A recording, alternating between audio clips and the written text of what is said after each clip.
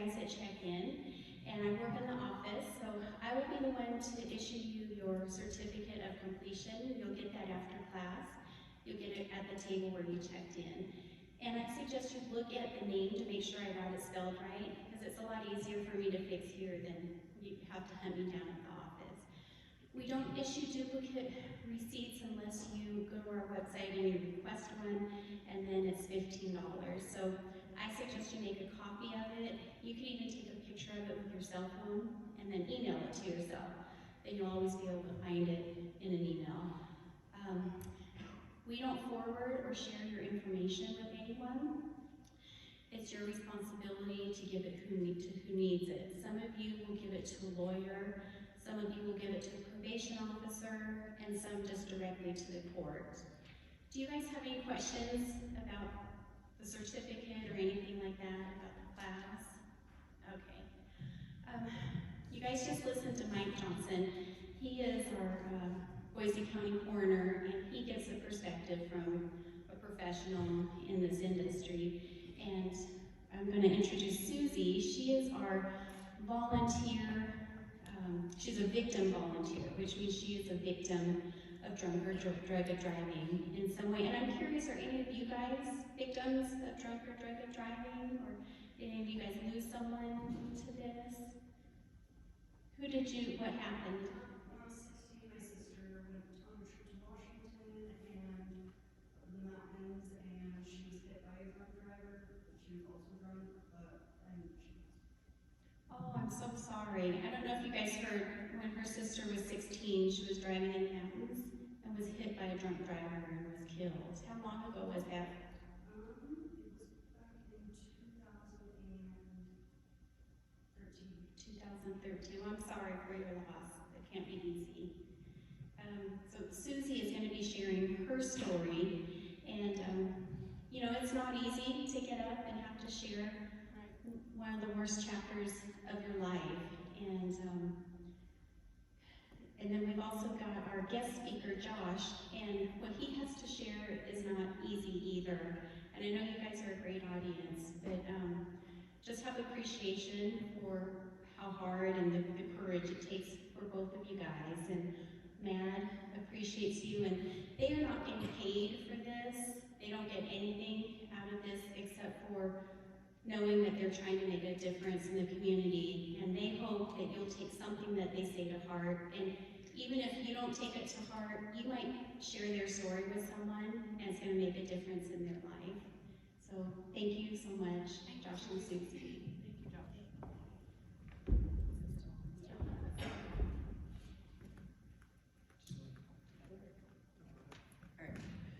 So we're actually going to, hi, I'm Susie. We're actually going to share kind of both sides of what this tragedy kind of looks like. So hopefully it'll be, again, it's hard for both of us. So I'm just going to get started. So my name is Susie. So I woke up at the start at 6:38 a.m. Not knowing why, except that my incision was hurting. I had just gotten out of the hospital 6 days earlier from an emergency surgery and had been in the hospital for 7 days. Didn't know why I woke up, got up, made some coffee, went back to bed, started watching a movie. About 9:30 a.m., loud knock on the door. It was a Sunday morning and it was very unusual to have a knock on the door. My adrenaline, for whatever reason, immediately rose, my stomach dropped. Again, I just gotten out of a major surgery, so I was moving a little slower than I normally do. So I made my way down the hallway. My son Gabe had raced downstairs, and just as he got to the door, and I got to the end of the hallway, he said, "Mom, it's a police officer." And I saw the police officer's eyes, and he said, "Can I come in and talk to you?" So my mind immediately went, before I could even speak, you know, in our mind races, and we have thoughts that kind of come in and out. My mind immediately went to, okay, Zach said he was going to go to friends' houses. Javen's in boot camp. Michaela, I'm pretty sure she's at home, and Gabe's right there. So, okay, all my kids are accounted for, so there's nothing to be afraid of. So I invited him in and sat down, still my heart was racing, and I didn't really understand why he was at my house. Sat down across from him, and he proceeded to tell me the worst news that I would ever hear. A parent's worst nightmare, things that they dream would never happen.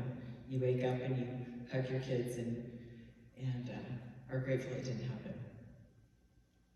I immediately started sobbing. I put my hands to my face, and then I remembered my son was in the room. I looked over my shoulder, and he was sitting on the kitchen counter with tears streaming down his face, just in disbelief. I instantly felt nauseous, so I got up and I went into the kitchen because I thought I was going to be sick. I was dizzy. I fell down by the dishwasher. I don't know why I picked there to sit, but it felt like somebody had just kind of dropped me into a concrete mold and I couldn't move. And I was just sitting there crying, just hoping and praying that it wasn't real. So as I sat there, seemed like forever, but then it seemed like minutes. There was family and pastors and people were flooding my household.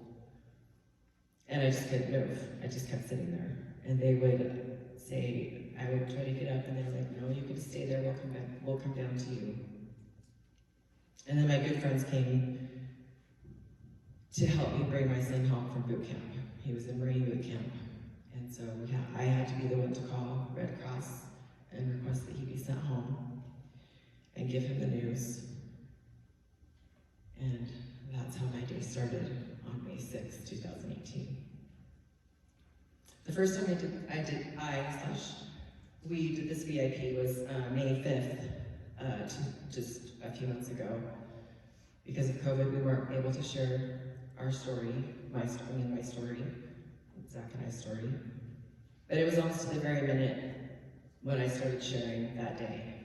And Anne and we did both encourage me not to share, but I wanted to share because it was what more impactful day to share my story than the last time I ever saw my child alive. And that was in this picture. Right behind me was my daughter's graduation. It's the last picture we took. She graduated the night before. So 3 years ago may seem like a long time to some of you for things, but to me, it seems like it happened minutes ago. And then sometimes it seems like it's been an eternity, because when you miss somebody, it seems like it's been forever. So the further back I have to scroll on my phone to see a picture, the further back I have to see a text message, the further back I have to see, and on and on. So that was the last day I got a hug. It was the last day. When I went to see him that night, he gave me a hug and a kiss and said, I love you, Mama, and I'm just gonna go hang out with some friends, meaning in his terms, he wasn't gonna do something stupid. Was because he was 24, and he liked to go out and do things with his friends. So that's why when I was going through the inventory of where my children were of my mind, I was just gonna be with friends, he'll be just fine. But nevertheless, on May 6th of 2018, my son was ushered to heaven. I found out later, when I read the death certificate, that 6:38 was the moment he took his last breath. And that was the moment I woke up that morning. So to some, Zach became a statistic, excuse me. He became one of the women, children, and men that are killed each day by drunkard or impaired drivers. There's 28 people killed a day. That's one person every 52 minutes that are killed by drunk drivers. That's just the current statistics. Again, like Max said, let's go up and down. But this is 100% preventable. And that's what we have to keep in mind. It's 100% preventable. But the reason I'm up here, again, is to share. It's not easy to share. And I want to share. It's my desire to want to help people. So my desire is to hope that you can see the tragedy and the pain that is caused when something like this happens, when you decide to get into a car. You don't know how impaired you are. If you have 2 or 3, you don't know what your faculties are, and usually the more you have, the more fine you think you are. But my hope is that you will take something from my story, and then you'll be able to fight for the right thing next time. Not live in shame, not live in a mistake, not live in gosh, I screw up, or those things that we tell ourselves when we make mistakes, but just take that and move forward and do something positive the next time. So do that next right thing. So that's why I'm here, is to help you guys to have that propulsion to fight for that right thing. And I'm here to honor my son. And I want you to remember his face. Sorry if I'm a picture. Scroll forward. Sorry about that. There's the crash scene. This little face. One of my very favorite pictures of him. But I want you to remember this is pain. This is something I'm never going to get over. I'm going to get through it, but I'm never going to get over it. This is, you don't get over losing your child. You get through it. And the way that I get through it is giving my pain purpose. And my pain, if it helps one of you guys, it makes it worth it for me to come up here and share with you. Thank you. Thank you. But he's so much more than a statistic, obviously. He's, there's a lot of things, favorite things I have about my son. I have 4 children. He was my firstborn. Funny stories, but he was, my water broke. My mom raced to the hospital thinking I was gonna have a baby in the car. 24 hours later, he was finally born, screaming. I never stopped screaming until his sister was born almost 2 years later. Projectile vomited on cue. And I used to tell him all the time, I'm surprised I had another baby after you, because you were a horrible baby. It was horrible for having a first baby, and I had no idea what was going on. He was horrible. But another favorite thing about him is he was my biggest protector. There's Tim screaming, and he didn't stop.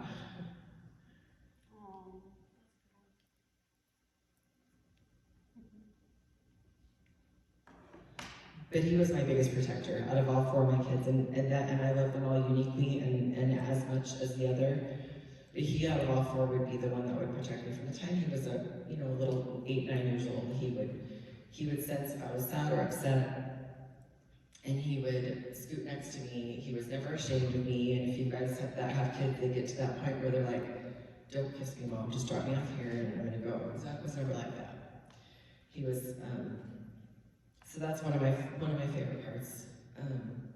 He was a typical boy, climbing on everything, picking fights with his brothers and sister, always in trouble. I mean, he had a good day if he could get a spanking that day, for when he was little. I mean, he was always doing something naughty. He coined the name Toad for a nickname. I know that seems odd to bring that up, but it was really special because I was a single mom when I had him and took him to our pastor's wife to watch him. And I had this outfit that was just easy to put on. It was green, and he kept his fit on, and he looked like a little frog, so we just called him Toad. So that's a license plate I have on my Jeep, is Little Toad. So I'll always remember that, and I always call him that, and he just would say, "What, Mom?" One of my other favorite parts about him was his kind, gentle, patient nature to him. Although his brothers and his sister would definitely disagree with that.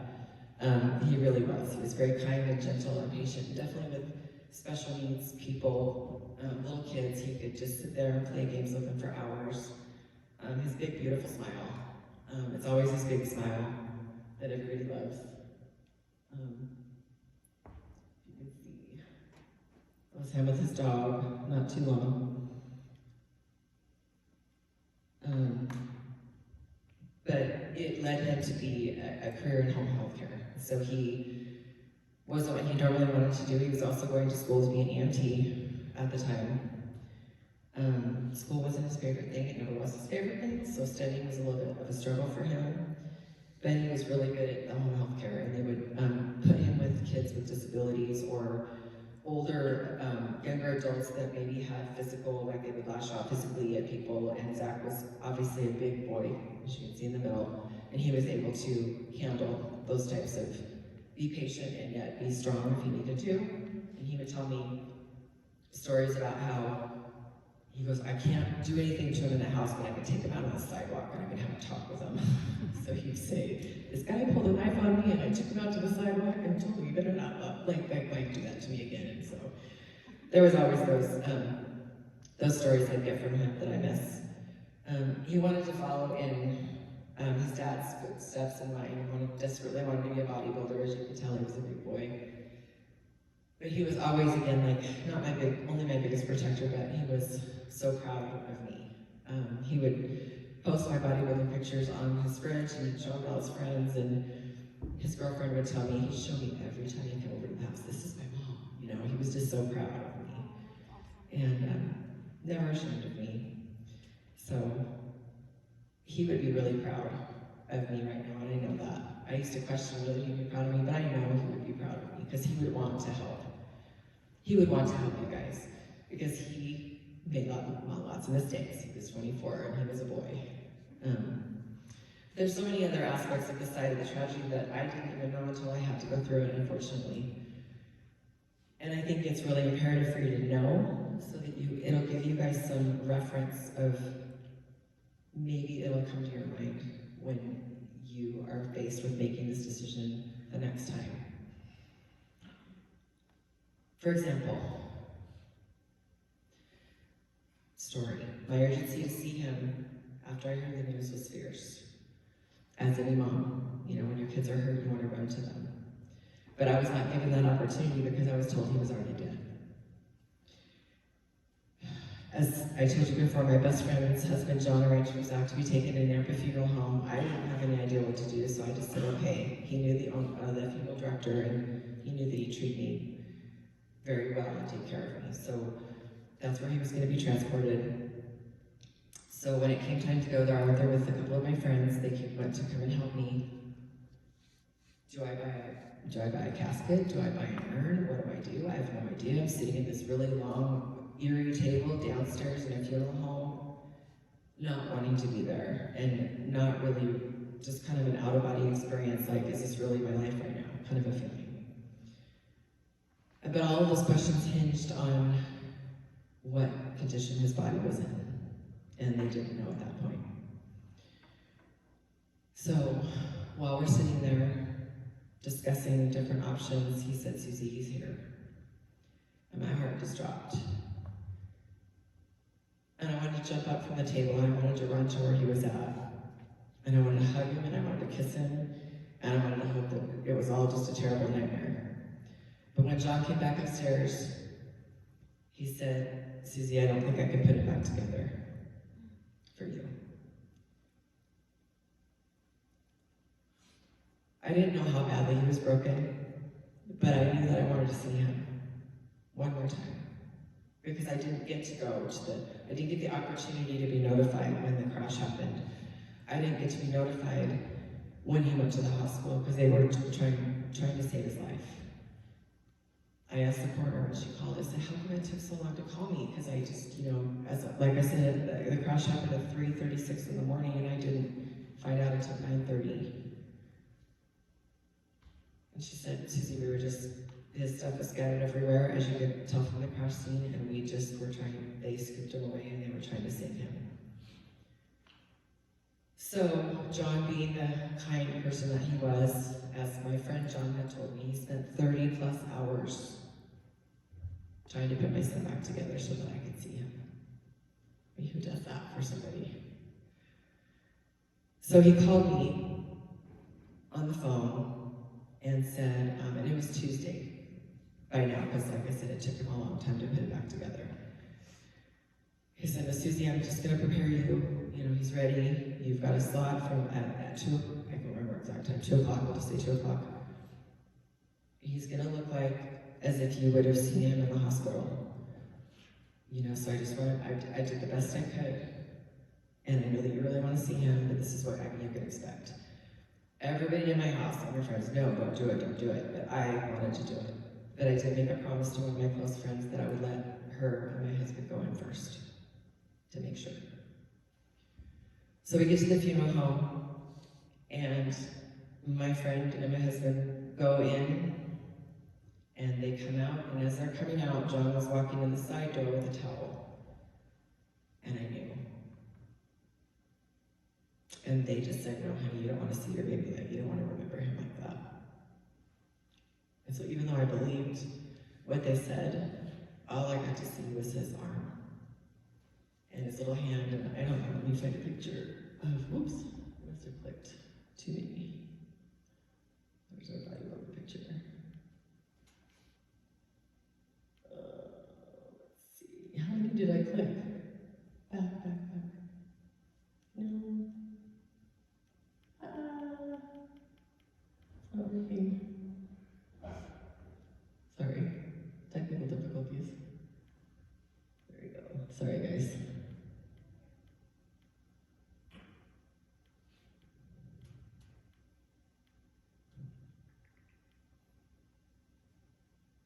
So do you see how his hand is on the table? His little hand was always, his fist was always cupped like that hand.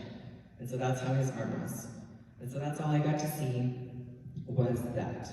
And I touched his legs, and there was nothing there. And I pulled my hand back really fast, and I looked at my friend, and she said, his legs were crushed. And you could see how big his legs were. It was a feeling I can't really even put a word to.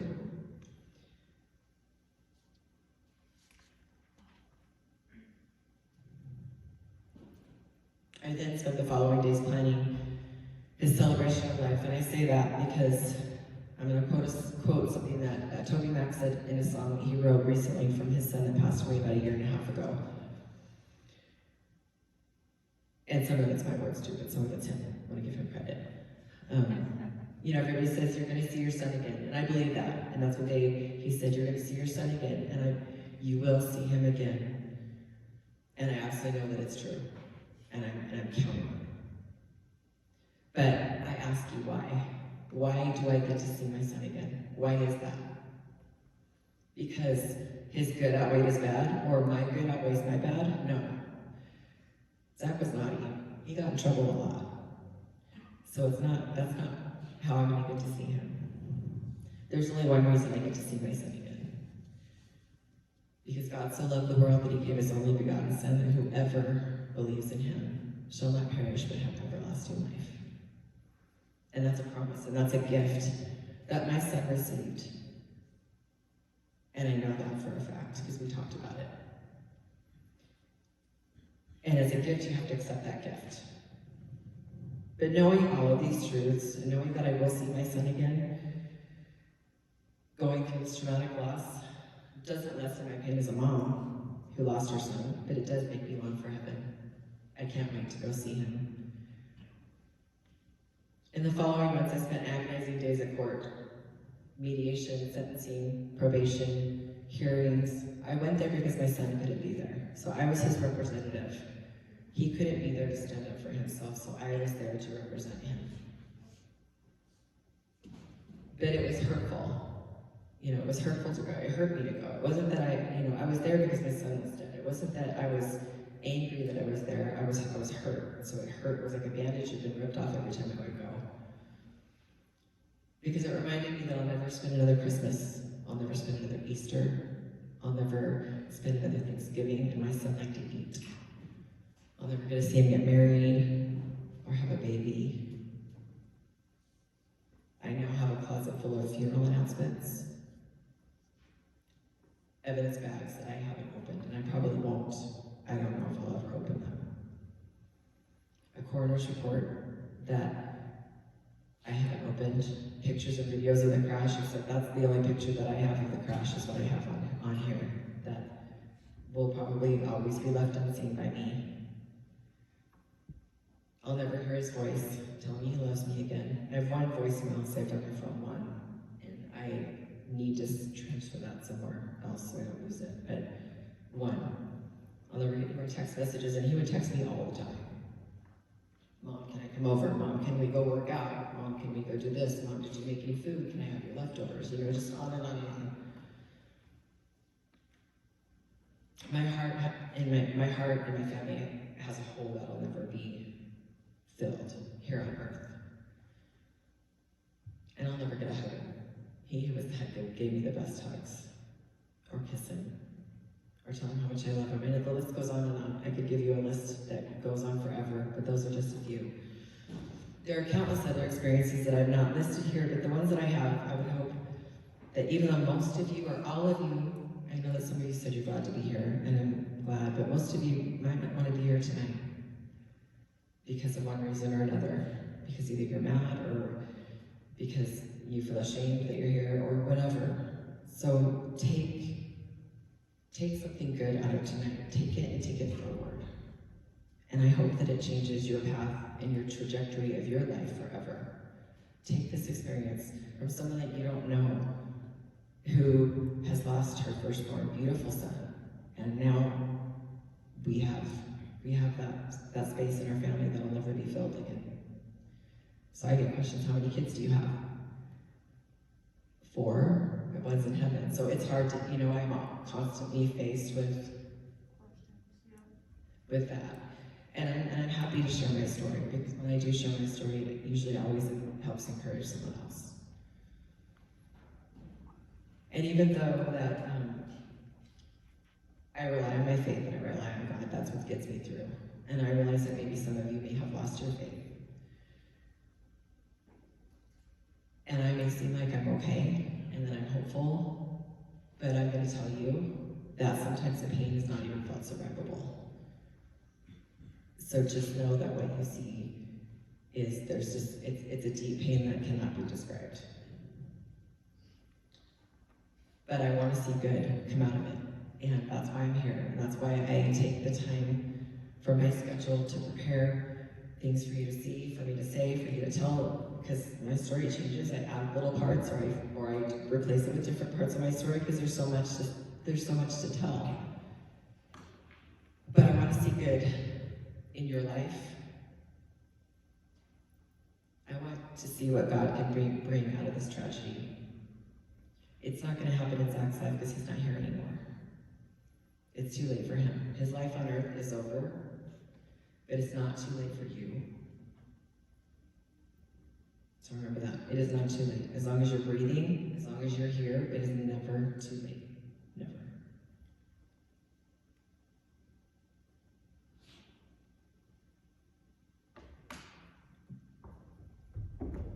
Thank you.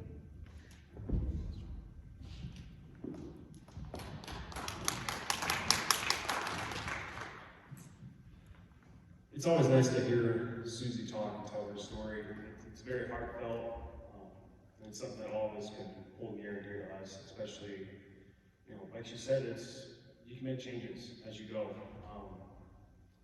And I'll tell you my kind of short story. I tend to run on tangents, and I will swear, so I'm just going to give you a little heads up on that.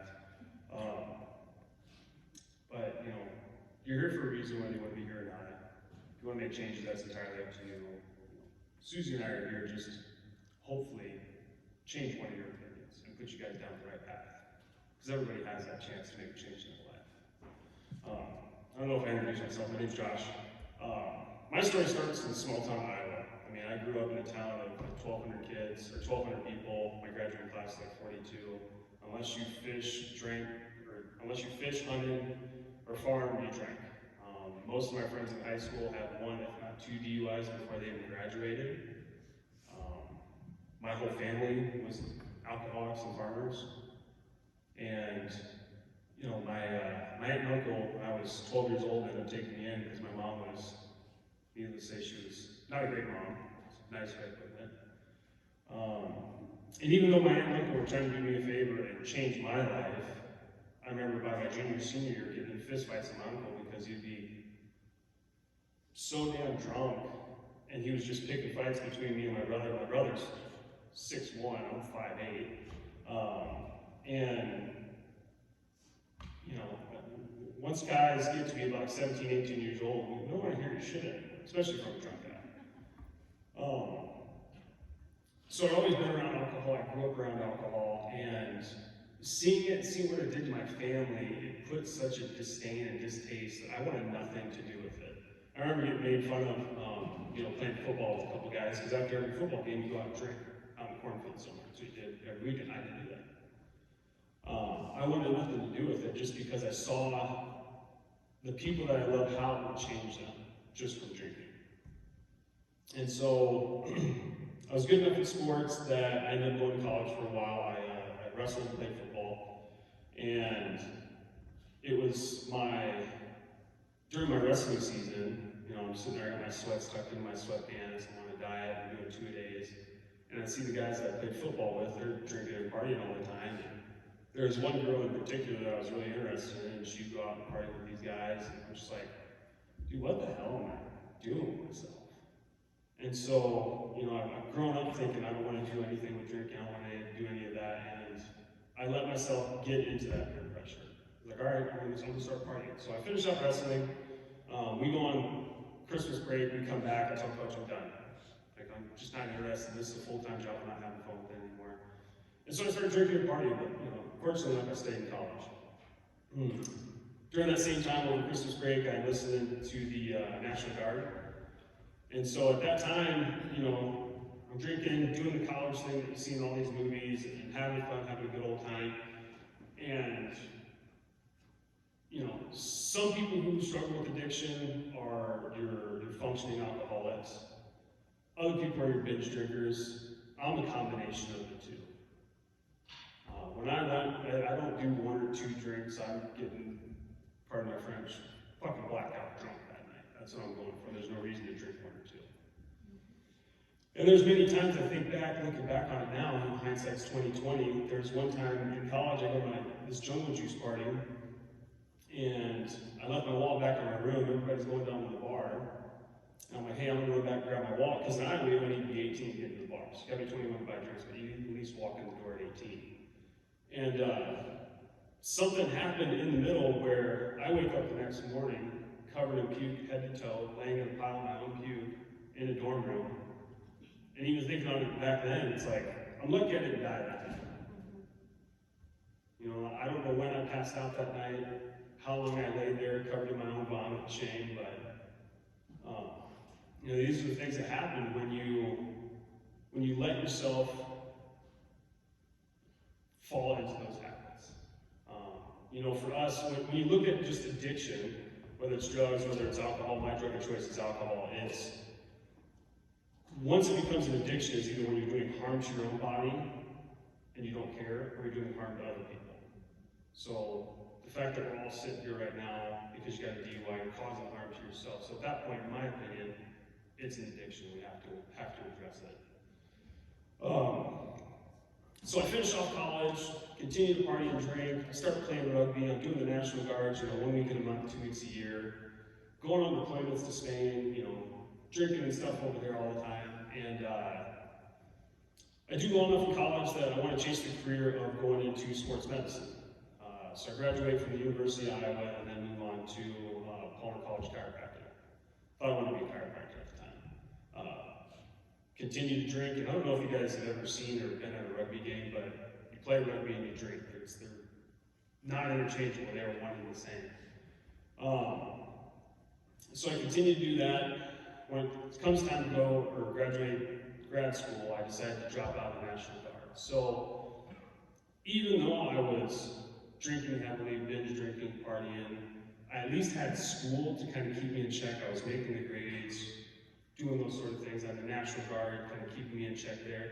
Now the National Guard was on the way. Now grad school was done. I was off and into the profession. So my first job I took in Dallas, Texas. From there I went to San Antonio, Texas, and then Tennessee, and then Idaho. First job didn't pan out. Didn't really care for what I was doing there. And then I moved to, funny enough, looking back at it now, in Tennessee I actually lived in Dry County. So you had to drive 32 miles one way to get any form of alcohol or liquor. Probably one of the very few times in my adult life that I was sober was during that time. And I realized how, and this isn't a pity party by any means, but how little the average chiropractor made with how much student loan debt that I had. So not only am I struggling with my own addiction, but I'm getting further and further into this hole thinking, how am I ever going to come out of this? Like, there's no way I can possibly pay for these loans, etc. So, most of us when we're drinking, it's to escape reality. It's to numb those feelings that we're having. And that's exactly what I was doing. So, fast forward to Idaho. I come up here for an office management position. That job didn't work out. And I decided to set out on my own. I start working, see my own thing, coaching CrossFit, and the roommate I had at the time, I was renting a house out in Cuna, and Legacy gas station there in Meridian. I'd finish up seeing people for the day. I'd stop at that gas station to pick up a 6-pack of 16-ounce tall boys, and by the time I got to my house in Cuna, 2 were gone. And that was an everyday thing. I'd get home, either he would pick up more beer, or I'd pick up more beer at another gas station. We'd drink till 11, 12 at night, and I'd go coach CrossFit at 5 in the morning. So at that point now, I'm going from a binge drinker to a functioning alcoholic. And I didn't drink during the day. I did everything I had to.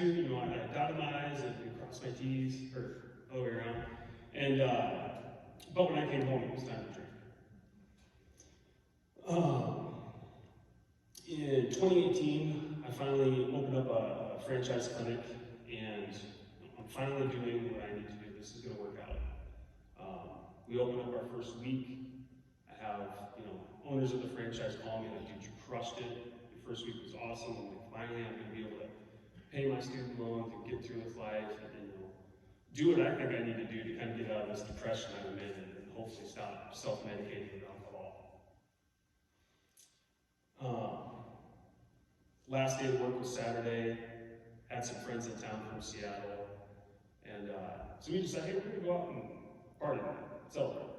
Crushed it this week. It was a good week. Things are going well for me. We're getting here. And so we go out downtown, start drinking about 6 o'clock. Bars start shutting down, so we've been down there for about 6-7 hours now. My friends that were in town from Seattle, they're staying with friends in Nampa. And we were planning on getting into one of my buddy's boats and going fishing the next morning. So my drunken stupor, I decided, hey, I'm just gonna go stay in Nampa. I'm not gonna drive over to Cuna today and then get up 4 hours from there to go fishing. I'll just go straight to Nampa so I get up. Get off the Karcher Boulevard there, made the wrong turn, and probably about 10-15 minutes after pulling off the interstate, I get arrested for an aggravated DUI. Get taken into Camden County.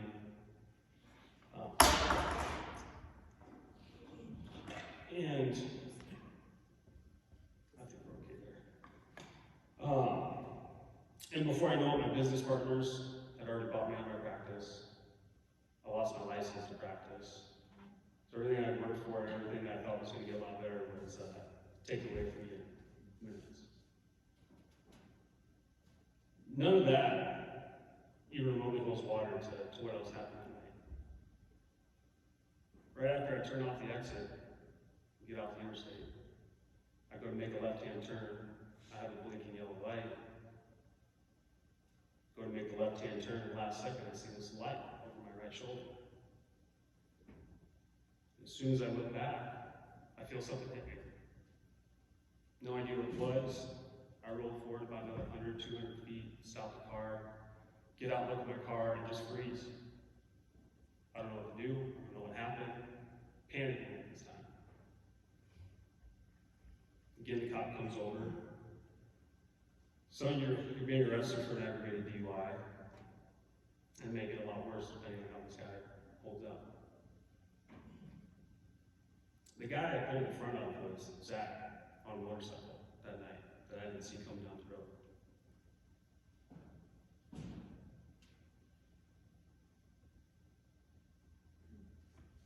When I spent 8 years in the service, I was a mechanic. I used to think I was a pretty good guy. I've never heard a butterfly. I don't like to inflict pain on anybody. Everything I tried to run from as a kid, not being around drugs, alcohol, etc., came crashing down. And on that day, May 6th, which would have been the day after Cinco de Mayo, Zach was no longer with us. And it was 100% my fault. Regardless of what his plans were that night, what he had been doing, I was the one that decided to get behind the wheel of that vehicle. In the day and age of Uber and Lyft and friends that could come pick you up, everything else, I made the decision to get behind my vehicle. It's, I know it's not easy for Susie to come up here and talk. We're very fortunate that we've bonded and built this relationship to come talk to you guys and get both sides of the story on how drinking, driving, drug addiction can result in this, whether it's someone else or yourself. So from there, I'm going to hand this back off to Susie. She's going to take us through the aftermath after the accident. We'll go back and forth from there. Wait, I got a question for you. Yeah, Are go you ahead. still sober? Oh yeah, I've been sober since that day. That's awesome, but sorry, but awesome story.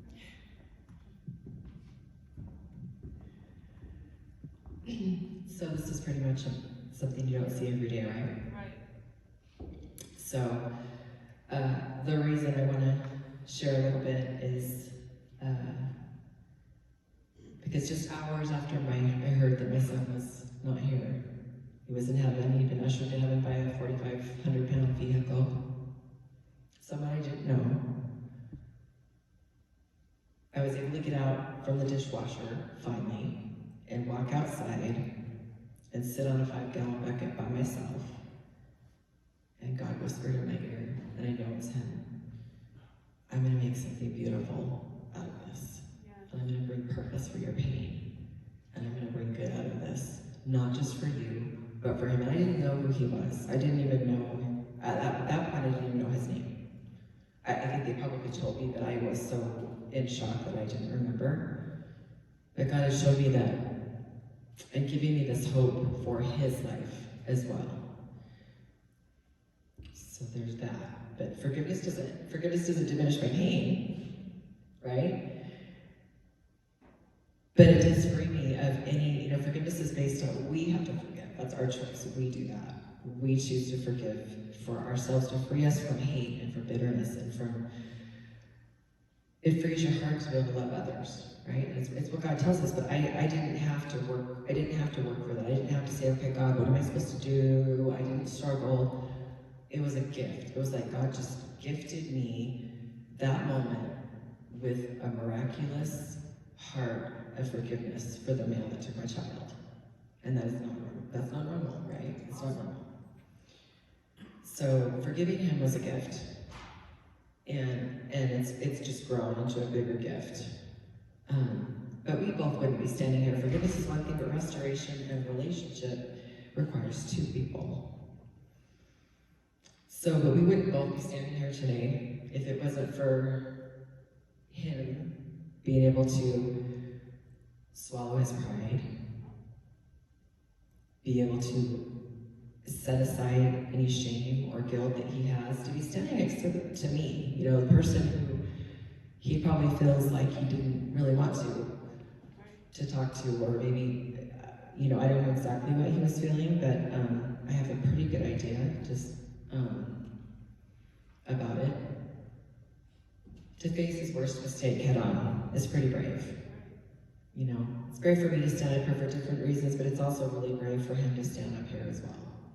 Because his trauma, I want you to know that his trauma, there's trauma if you do that. It's different than mine, but it's something that he has to also live with forever. So this is also good for him, and it's also an answer to my prayers. So if he wasn't willing, and he'll tell you that the day that you call, I'll tell you that in a minute, I'm jumping ahead. But he had to be willing to accept that forgiveness that I was offering him. Just like we have to accept God's forgiveness for us, and we have to do that. He had to be willing to accept that and be willing to do whatever it took to move forward. He had to be willing to do that. So that's why I was sharing with you earlier, don't live in that shame and that guilt and that self-sabotaging or whatever it is that we do, because I've done it before too. I made a mistake, I'm screwed up, I might as well just, keep screwing up. It could be a cycle, and it could be a snowball effect in your life. But I want to tell you that the process, this was not an answered prayer right away. This was a very long process for me of trust, because, as I said, it was a lot of court dates. However, it was 2 years before I knew that there was any remorse. But I was required to formulate a victim impact statement for when the sentencing was. So Zach was killed in May, the sentencing didn't happen until the following April, so it was almost a year from the day that the crash happened. So every time I would think of something that I want to say in my statement, I would type it out on my iPad. And it would be in the middle of the night, get weird things, and it was always like God had given me this love for him. I looked at him as if he was that. Really, honestly, it was like he would. What if that was my son sitting there? How would I feel if I were his mom? Love and forgiveness and mercy for him. But I didn't see anything on his side. This was. So it was I had to kind of walk in faith and believe what God had shown me, even though I'd go there and he wouldn't even look at me. It's like, There was no quiver in the voice, there was no look, there was no glance over, like, I'm crying, and are you sorry? You know, there's just all these things are going through my mind, but then I'm like, okay, I just have to be patient, right? So, everybody around me, and most people, you know, what do you want to do with your friends? You want to kind of encourage, you want to kind of come alongside, and people were thinking that maybe if they were angry about what happened, that was helping me. It wasn't helping me. It had the opposite effect. I didn't want to be. I wasn't angry. I was hurting. I was grieving and I was in pain, but I wasn't angry. And so anger didn't help. So I didn't want to hear about the anger. I didn't want to read anything about anger. I didn't want anybody to tell me anything like that, including my husband. It's like I don't want to hear that. It doesn't help me. It makes me feel worse. So it was not an option for me to entertain that type of feeling. I mean, it was painful, and maybe it was perceived that maybe I was mad, but I wasn't ever angry. But I would actually get physically ill. And even when I saw him, it would trigger, you know, because it would trigger me because it's a reminder. It's just like it's a reminder for him to see me, you know, it's painful. But I prayed for 2 years for him to be able to look me in the eyes, for him to be able to embrace me. And I know it sounds cheesy, but it was like, I saw, like him coming up to me and just wanting that restoration. I wanted him to want the restoration as much as I wanted the restoration, was really what I wanted. But I didn't see any of that initially. But, so in the end, so he received what's called a rider. So at 6 months, he was able to, and I knew that God was giving him mercy. Everybody's angry at the sentencing. I just didn't like any of it. When we went to mediation, I didn't know that I was going to be asked, well, how long do you want him to get? I'm like, what? You know, I was just like, well, none of it feels good to me. It was like telling my own, I'm like, I don't know. My brother went to prison for drunk driving for 5 years and he hit a tree, so maybe 5, I don't know. You know, that didn't feel good. 1 year didn't even feel good. None of it was helping me at all. So he got the rider, and I knew that at 6 months he'd be up for probation. I knew he was going to get out. I knew it. I felt like God already told me he was going to get out and I was going to have mercy on him. And he did. So I thought, okay, now he can talk to me. He did glance over at the very end of the hearing and say that I know I need to make amends with the family. But then there was nothing. Maybe he was ordered to speak at a victim impact panel. So I'm like, well, then he's gonna have to call me, so when is he gonna do that? So months go by, I attended a victim impact statement. I'm sitting in the back, he sees me. He's like laser focused, he doesn't look at me. So I'm not understanding all of this, but why I'm sharing all that with you is because he was told not to look at me. He was told by his lawyer to not look at me, to not talk to me, and how unfair. Right. How unfair is that to the family if you really are sorry, that they have to suffer for 2 years not knowing if he was even sorry for what he did. And just seeing Josh, he's very able, because he was in the military, he's very able to be stoic and very able to kind of keep his emotions in check. Well, I didn't know him then, so I know now.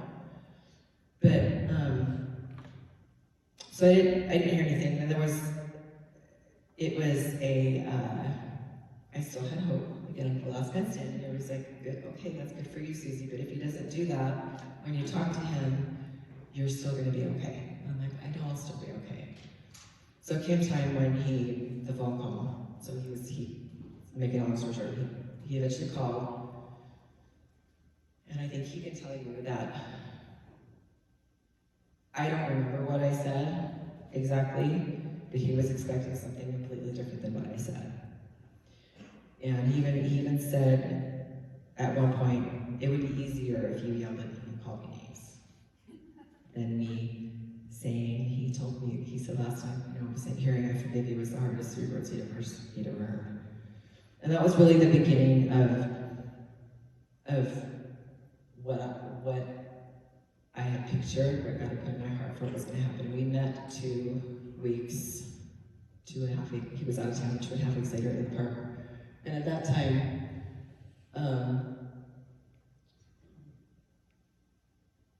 COVID had hit, so we couldn't really meet anywhere or speaking anywhere. And that is the picture that my friend took, because she came with me when we saw each other for the very first time. So what did I imagine in my thoughts the whole time? Your son?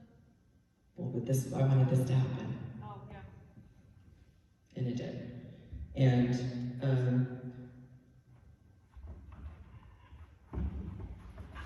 so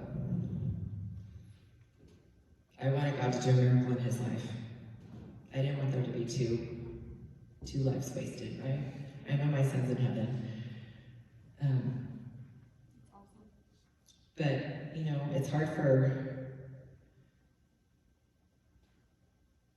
but I wanted to see that man who was broken over something he could never reverse. And he was.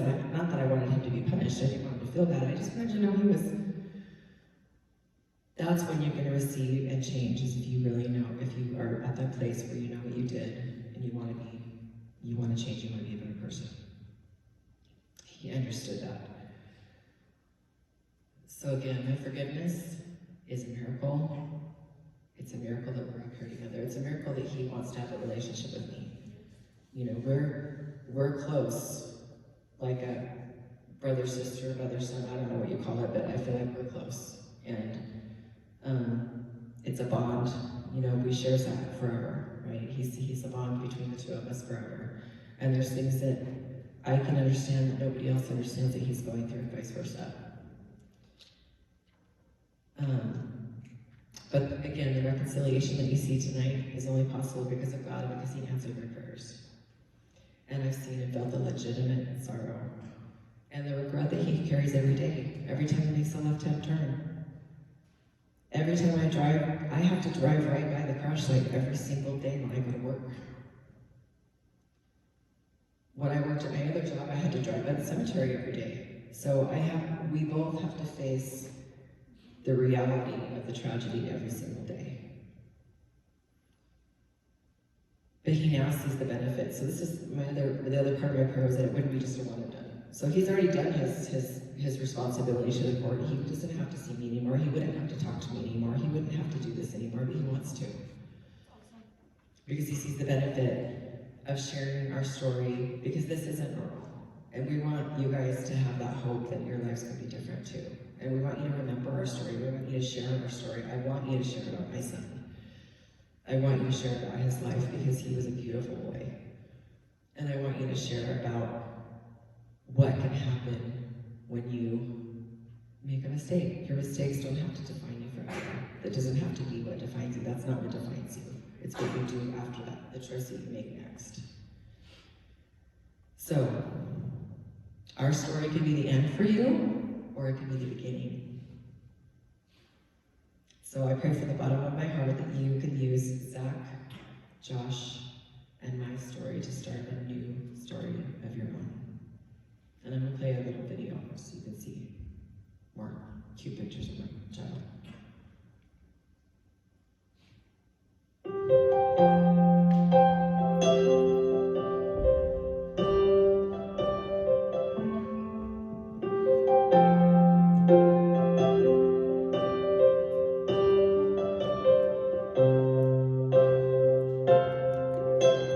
Didn't know today would be our last, or that I'd have to say goodbye to you so fast. I'm so numb I can't feel anymore. I'm praying you just walk right through that door and tell me that I was only dreaming. You're not really gone as long as I believe.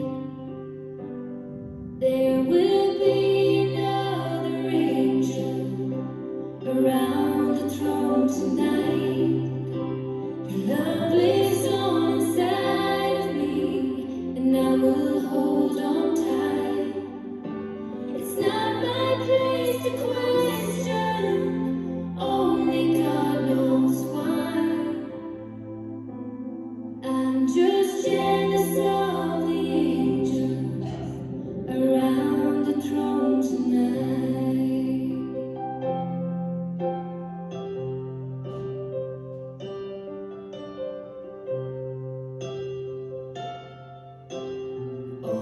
always made my troubles feel so small, and you were always there to catch me when I'd fall.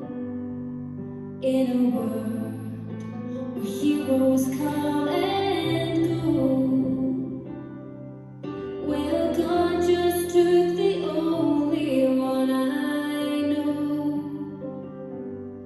So I'll hold you as close as I can, longing for the day when I see your face again. But until then, God must need another angel around the throne tonight. Your love lives on inside of me, and I will hold on tight. It's not my place to question, only God knows why. I'm just jealous of the angels around the throne tonight, singing hallelujah,